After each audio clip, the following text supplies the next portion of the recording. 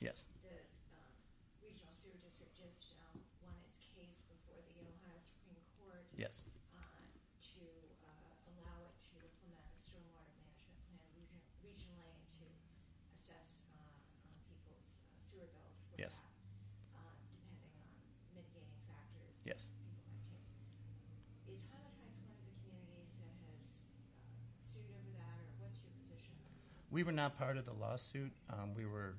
We have some drainage issues that we've been able to tackle with our own funds.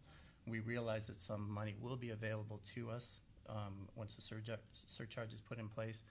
We do have a pretty aggressive plan to address many drainage issues. We have some widespread drainage issues in the city. We are working closely with the county.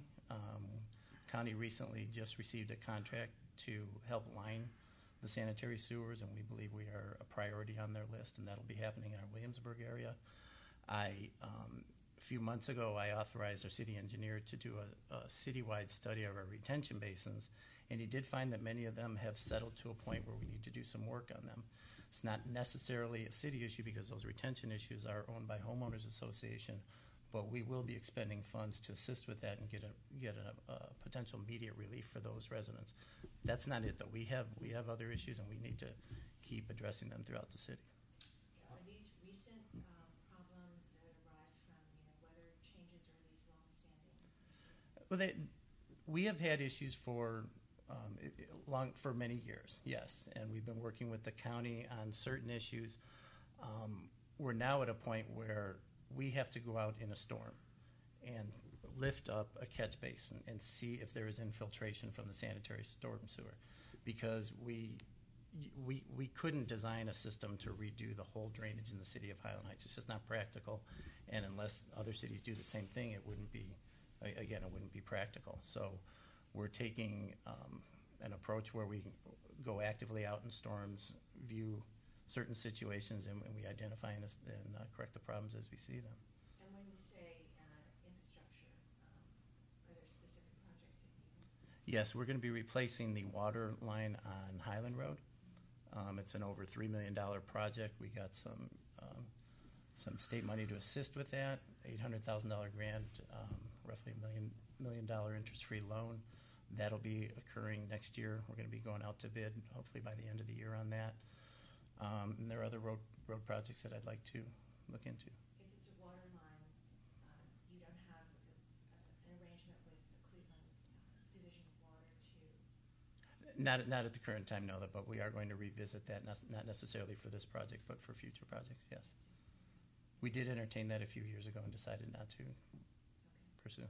There have been residents who told me there was a flood at there was people's basement that had backed up, and from what they were told by the city is basically, well, that's your own fault. And meanwhile, there was a resident right on Radford Drive in the Highland Heights section, and they were watching as bricks were being pulled out from a blockage right by his home, and actually up that little stretch as well.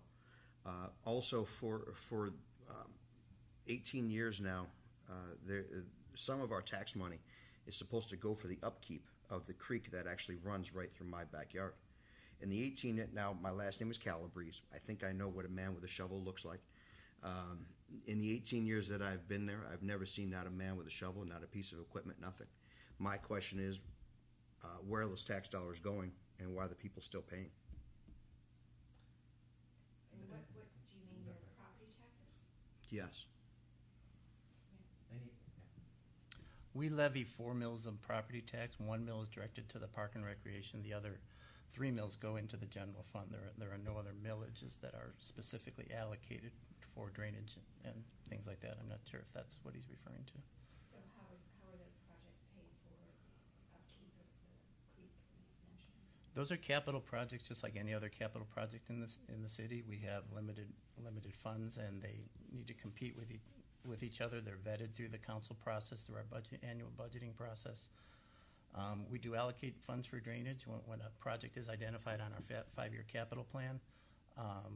We hope to address everything that we identify for that year and allocate money for the following years. Mr. Calabrese, you bring up the creek because what, it floods every year, or what do men with shovels have to do with the creek? Well, there is they are supposed to be maintaining the banks. For instance, I know my neighbor who has recently moved out. He was always complaining about the erosion. The gentleman who actually just moved in 20 years ago, he was actually responsible for.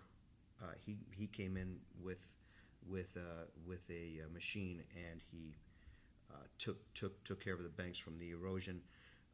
Made sure that there was a clear flow, also, and which there have been a lot of backups from trees falling, just erosion.